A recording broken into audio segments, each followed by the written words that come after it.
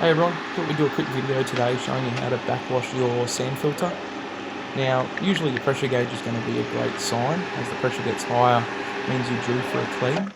Now, first of all, you want to turn the pump off, push down on the handle, and go from filter to backwash, and then power the pump back on again. Now, we've sped this section of the video up, but usually you'll have a sight glass, and you want to watch the water pass through there, and it'll go dirty, then it will run clear. Now, it usually takes about a minute and a half to 2 minutes, and once it runs clear, that's when you can stop the pump.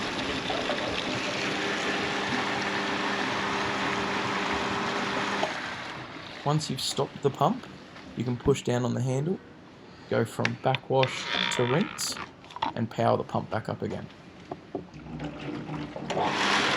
Again, we've sped it up here, but you're just repeating the process, waiting for the water to run clear, which usually takes about 20 to 30 seconds. Turn the pump off, push down on the handle, and go from rinse back to filter. So now you're ready to go back to your normal everyday setup. And while this is done for a Zodiac TP650 filter, the same principle applies for nearly all filters on the market today.